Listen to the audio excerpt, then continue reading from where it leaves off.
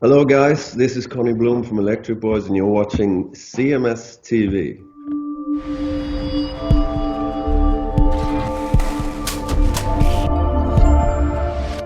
Remember at the very beginning of this whole thing, all they talked about was the death toll?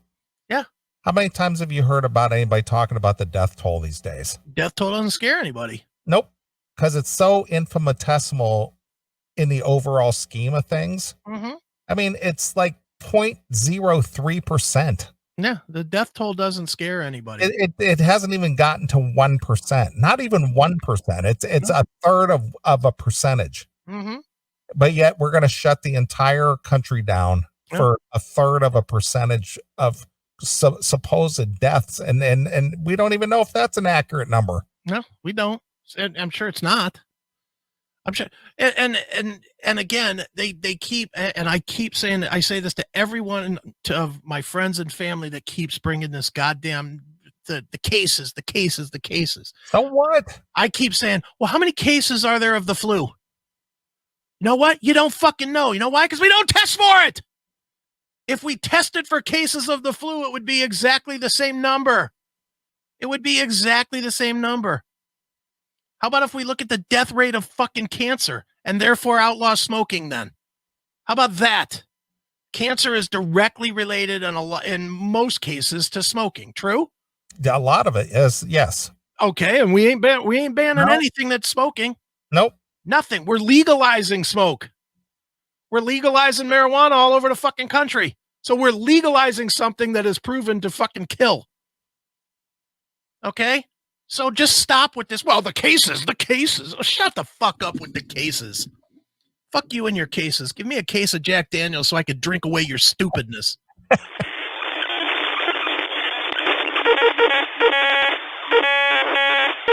Yep. Go, caller. You're on the air.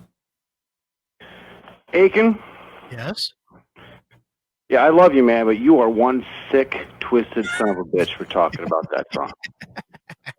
This sounds like some fucking concept album from some low-rate Satan metal band from the fucking late 70s or 80s. Well, it's a Cannibal Corpse album, really. Yeah, well, I ain't making you watch it. You got nothing better to talk about tonight than this bullshit? Well, Nope. why are you listening? You got nothing better to do than listen to it. Touche. Well, look, I'm just going to forget. I'm going to try to forget that I heard this shit. I want to ask you a question. Well, go watch the movie. Go watch the I'm movie. not going to go fucking watch that movie. No, fuck that. It's got morals. He's got standards over it, man. It's got standards. One of my buddies, I turned one of my buddies onto the show. He's texting me. He's like, "What the fuck? This show is gross." All right. Well, I guess we lost one. All right. Well, look. Have you got, on a more serious note, if you're ready for that yet, have you seen a documentary? I saw it on Amazon Prime, I think, yesterday. It's called Corporate FM. I have not seen that. What is that about? I may watch it tomorrow if it's any good. Yeah, it is good. Neely, I'd recommend it. It's by some filmmakers. I think it's in Lawrence, Kansas. And it's really about how how FM radio stations have changed after the act that was passed in the early or mid 1990s under Clinton. Yeah, 1996 when I was going to broadcasting school. That's when all that took place. Yeah. It was the fair. It was like the Fair Coverage Act. Right, or the Telecom Act or something like that. Yep, I'm well aware. And I assume you're aware of the ramifications of that act being passed over the last 15, 20. Well, what they were trying to do is they were trying to give equal time to both the both parties. And the thing is that the liberals, Democrats, liberals, they've never been good at broadcast radio. They've never been successful. They were trying to counteract the conservative talk radio, which of course Rush Limbaugh was the biggest player, and even to this day, even though he's dying of cancer, he still is. All right. I'm going to back up here for a second. That's not what this is about at all. Okay. And I probably should have done my homework before I called. If you go ahead, if you have access to a computer, go ahead and look up Corporate FM documentary. Okay. It's not political. It's about how, especially FM radio stations, used to be tied to their communities. and used to promote local bands and local music. And when this act was passed in the 90s, it allowed what they called clustering or consolidation. Yeah.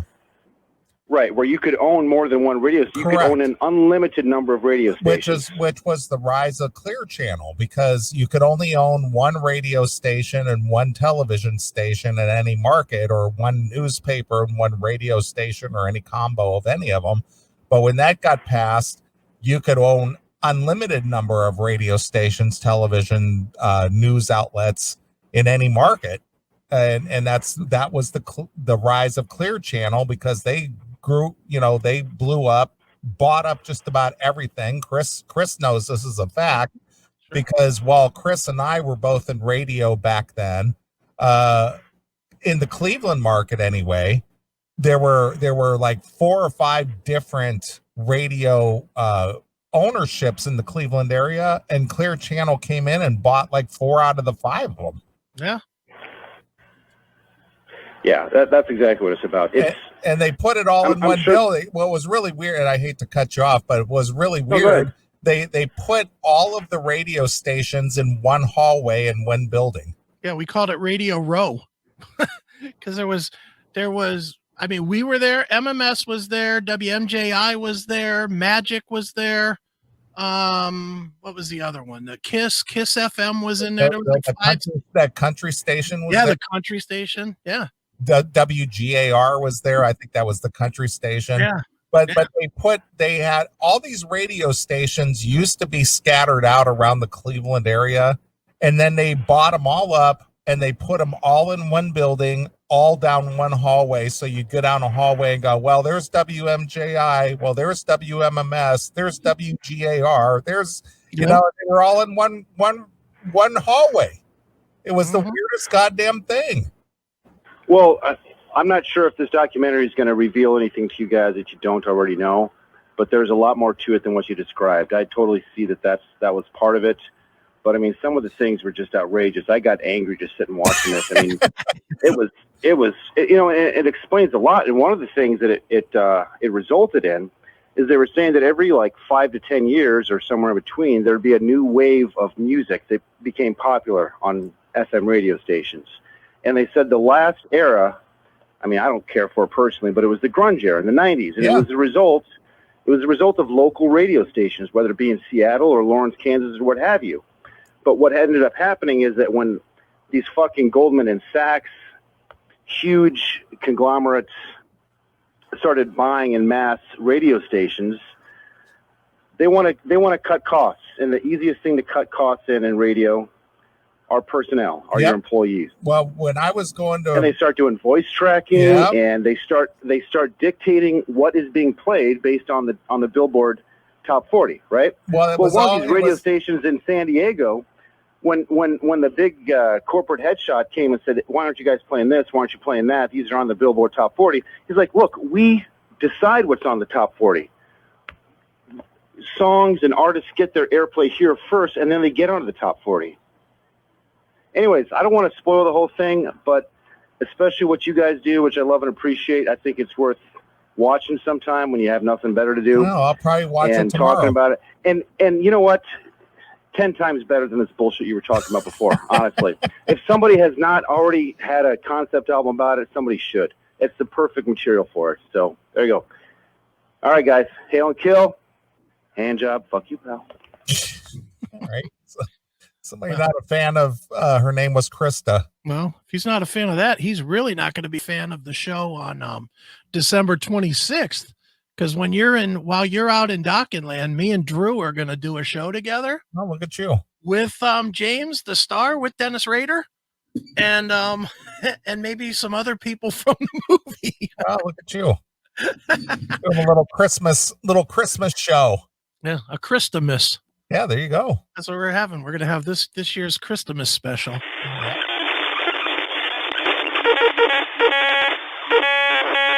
Here's what everything boils down to. Okay. Money. Oh, yeah. Mm-hmm. Just the fact that the U.S. citizenry used to be able to just go over to Cuba and go gambling. and then it got all shut down because that was all mob run. Right. And the fact that Kennedy got elected through his father, Joe Kennedy, because Right. his father was a bootlegger, Mm-hmm. and that was all illegal money. Right. And, Bobby Kennedy went after Jimmy Hoffa. Right. And then they were trying to shut down the mob, and they were, putting their crimp on the money. And it was just like, yeah, fuck that guy. Yeah. And then the thing is that the CAI wanted to get into the whole Vietnam thing, and Kennedy was shutting that down because that whole military complex wanted to get their beak wet on that. Right. And he was shutting that down, and we're just like, yeah, fuck that guy. Mm-hmm. We're shutting down the mob, we're shutting down the CAI, we're shutting down the military complex, we're shutting this down. Yeah, we got to get rid of that guy. He's kind of putting a crimp in our money. What's the CAI?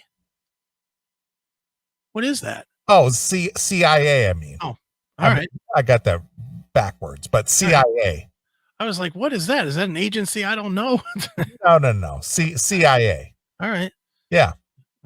Dude, I just popped up. One of our fans threw this to me. They said that this photo that's up there, that senator there in the background, that's known as the wink. Okay. And that is Congressman Albert Thomas. All right. Winking at the president that they got him and they got the presidency. All right. So he's kind of like, assuring him, yeah, we did it, pal. We did it, pal. We got him. I have not heard that conspiracy. Have you? I wasn't aware of the wink. Wink. It's like, but there it is. That's literally the message. I forgot. I'm sorry, whoever texted it to me or through the chat room, but I wasn't paying that much attention. But they just said, Google the wink and it'll come up. And sure as shit, I Googled the wink. And there you go. And there's like 900 different versions of this. That's kind of like the nod. Yeah. You give them the nod. So where's the documentary on the wink? Well, we need to do that one next. Yeah, let's go. Hey, let's get Drew involved. Yeah. Hey, Drew, get on this wink thing. Well, if Drew gets involved, then Jackie will go to the back of the plane and fuck the dead body. So I don't know. After watching this thing last night, I was just like, yeah, you know what? I don't think Oswald did anything. Yeah, not he was just there. I think they already had him. They already said, yeah, we're going to use this guy. He's going to be the fall guy. Right. He worked at this book depository. We're going to set this gun up in the window. We didn't even shoot from the window. We had other shooters from other locations. Right. And we're going to pin it on this fucking guy. Mm-hmm. I am a patsy. And at this point, I believe it.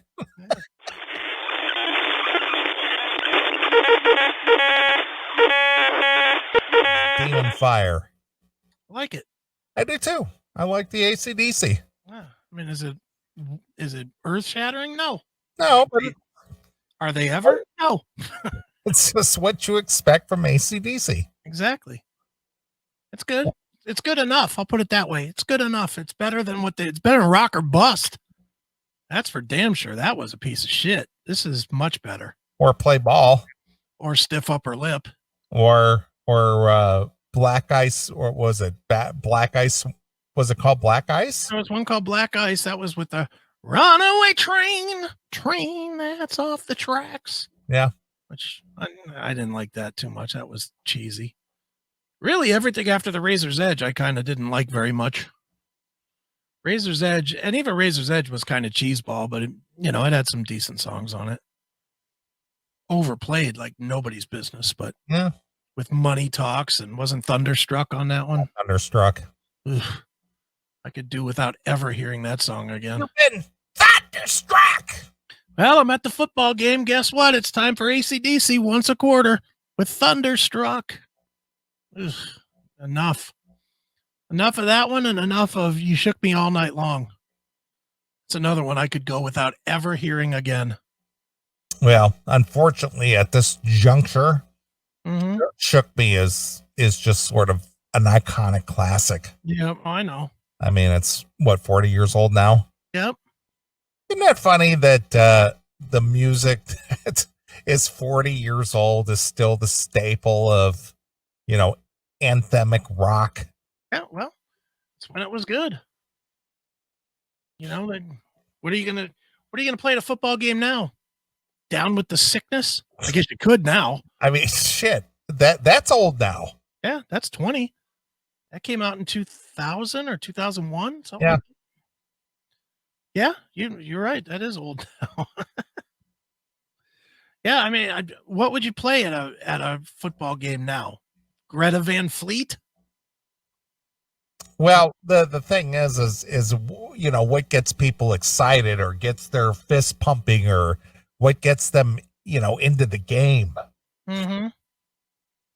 Yeah, that's why you always get lame ass shit like Crazy Train. Yeah, of course. All aboard. Yeah, everybody it's recognizable. That's what it is. Yeah. Yeah, well, I could do without the recognizable. Couldn't you? Again, it's what people, the sheeple. Yeah. I'm just going to call it the sheeple. What they recognize and what's comfortable and, what gets everybody, I guess what it is, it's a group think. Right. And it's like, yeah, Crazy Train. Yeah, Guns N' Roses, Paradise City, or Welcome to the Jungle. Yeah. Do you know where you are? You're damn right. I'm in the jungle section 522. Well, the thing is it's recognizable and as a collective, everyone can kind of relate, I guess. Right. But if you were to play something that is unrecognizable or new or that isn't ingrained into our psyche, it's just like, what the fuck's this? Yeah, well, I'd take that over ever hearing, and this will shock you because it's Metallica, but if I never hear Enter Sandman again, I'll be happy. They've fucking ruined that song for me.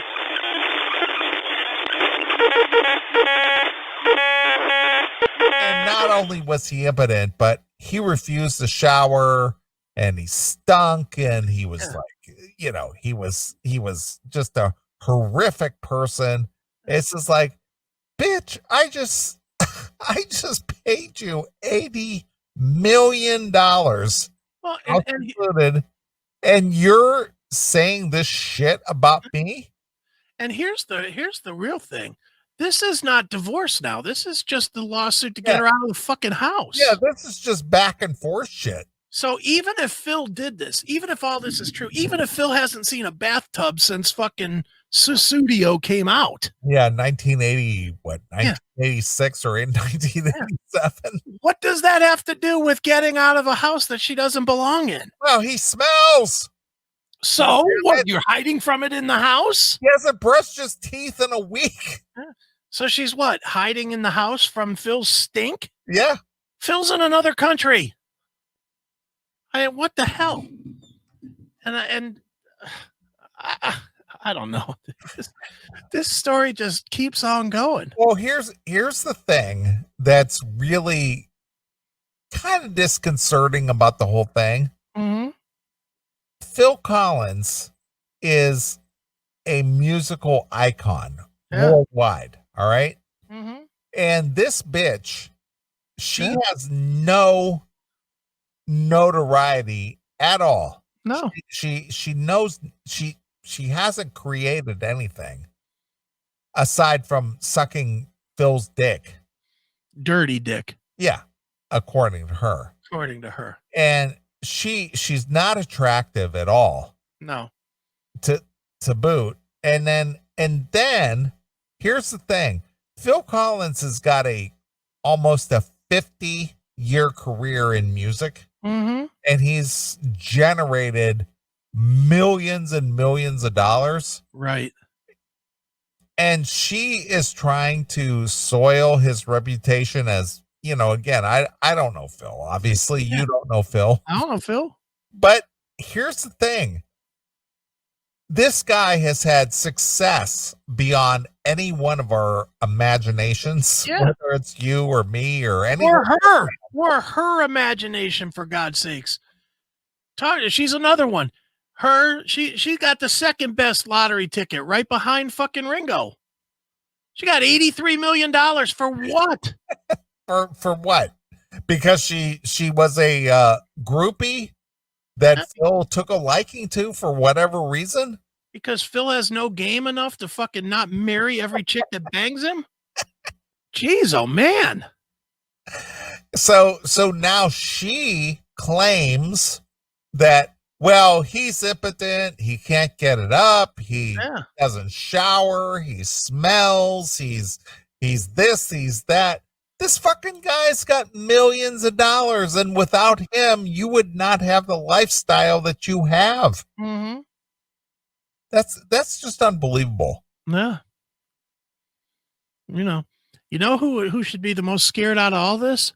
The new husband. Can you imagine fucking watching your chick do this to her ex and thinking, oh my God, what's going to happen to me if I fucking don't feel well and forget to shower one day? Well, I don't think that guy has anything to worry about because nobody knows this guy's name. No, but still, she might steal all the money. What money?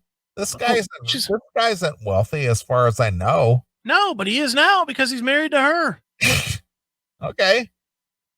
Being married to her is worth at least 50 million, 25 to him. 25 to him if he sticks around for a little while. All right. Just think this fucking guy is going to be fucking spending take me home money or fucking lonely man there on the corner money. This new guy. All right. You bought the Mama album, right? Yes, I did. You fucking bought this guy a towel. Probably. You bought him a towel. And you bought her, when you bought Abacab, you bought her a towel. I mean, what the fuck? 50 million.